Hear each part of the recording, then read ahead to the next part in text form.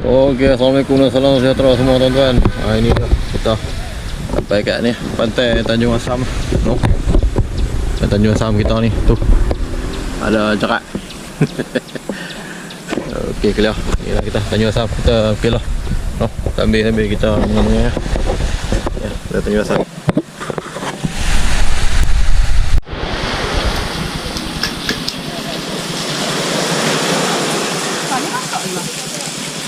Tak tahu.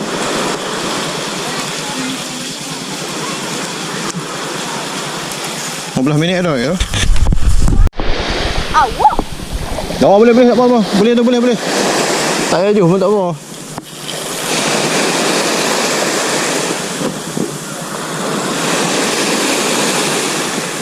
Jangan duk balik.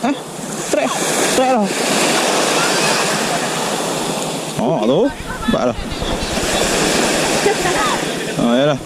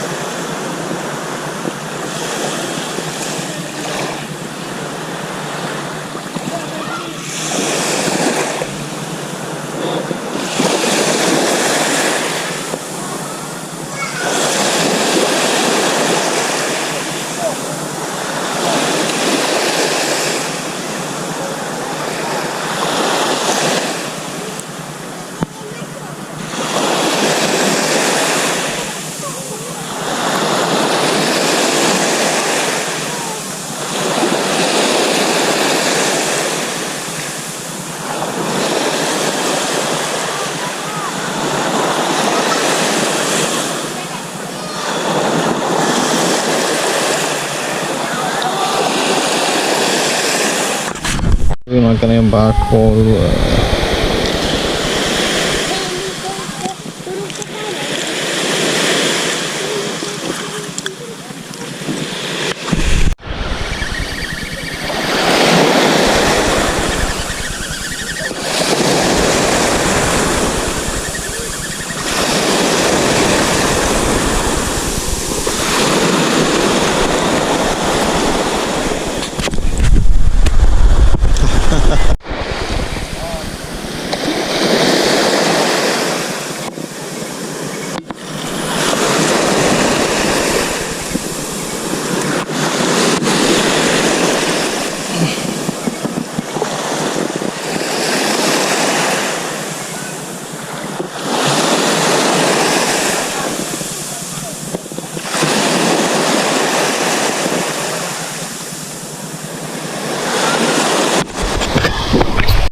Okey, hop.